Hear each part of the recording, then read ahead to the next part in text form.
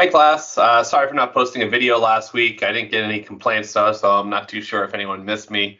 Wanted to highlight some of the market activity last week related to content in this class, and hopefully have a discussion with you guys in the comments below, either on the YouTube page or preferably the Moodle page. So in the last few weeks, what we've seen here in the market is interest rates have moved higher. Specifically the 10-year treasury, which, if you're someone who just follows the stock market, you probably don't pay attention to the 10-year treasury all that much. It's basically a measure of the interest rate in the economy. A lot of people will use the 10-year rate as a proxy for the risk-free rate. In the last 6 months, the 10-year has went from about 0.7% all the way up to about 1.35, almost doubling. The 10-year treasury, if you look back 1 year, and I can just flip this and show you so you can see my screen here. As soon as this pops up. Right, what we can see here is that prior to the pandemic, a year ago, the rate was right around 1.3, and after the pandemic, the interest rate collapsed.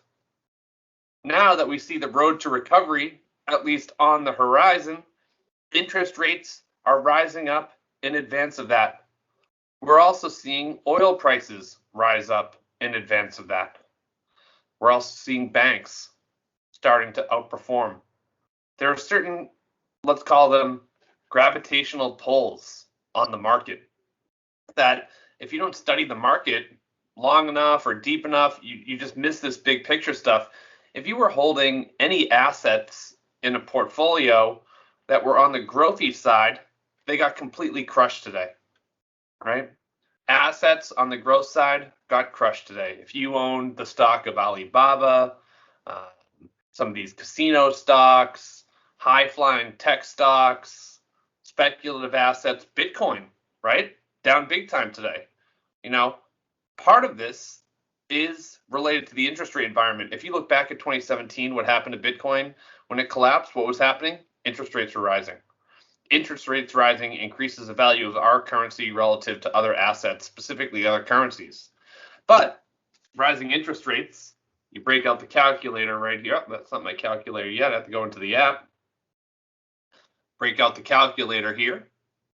And if you were, just to explain this concept, why low interest rates impact high growth stocks. What is a high growth stock?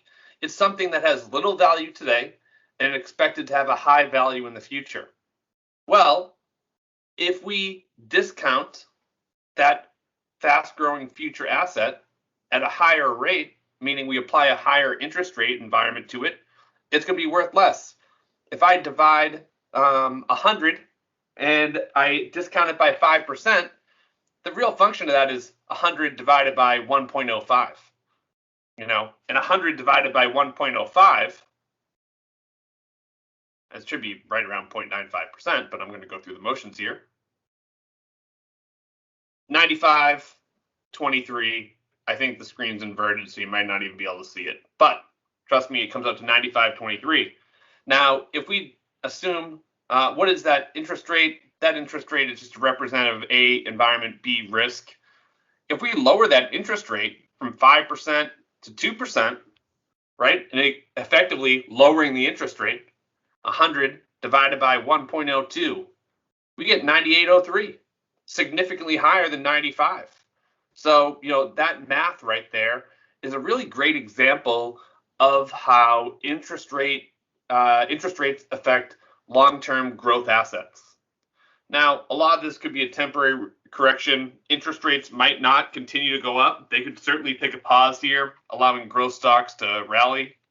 But as long as interest rates are rising, companies that pay higher dividends, companies with growing dividends, bank stocks, industrials with high dividends, those should continue to do well here until the interest rate takes a pause. The interest rate rise will also impact other things, such as cost of housing, right? You get a mortgage at 3% versus 4%, or 2.5% versus 3.5%. That's going to be a significant difference in your monthly payment. I heard this morning that the average home payment is $50 more expensive compared to if you got it last month versus this month, just on the interest rate alone, right? Nothing else changes but the interest rate. So that's something that's happening this week. You don't know when these things will rumble down, but it was interesting. You saw the value index, one of which is the Dow Jones, increase today, while the NASDAQ, a growthier index, pulled back. And again, function of everything we're talking about here today, with interest rates having such a high impact on fast-growing assets. So there could be no news about some of these stocks, and they could be down 5, 10, 15% just on these higher rates. Hopefully this was helpful for you. There's less in the news about earnings this week. There's a small Texas-based, well, not that small, they're national, but half of their business is in Texas. Home builders reporting tomorrow morning. LGI Homes this evening. Nautilus, the home gym equipment maker, reported blockbuster earnings, record profits, cited 55 to 75% growth in the coming quarters, and the stock, at least after hours, is down 13%. The reason why, again, high interest rates, or higher interest rates, I should say, combined with the expectations already being so high for a home gym equipment maker. You look at the stock of Nautilus, it's up like 1,600%, 2,000%. It was almost a penny stock before the pandemic. But on that note, guys, I'll pause. Feel free to leave comments. I enjoyed the conversations, and I hope you all are doing well.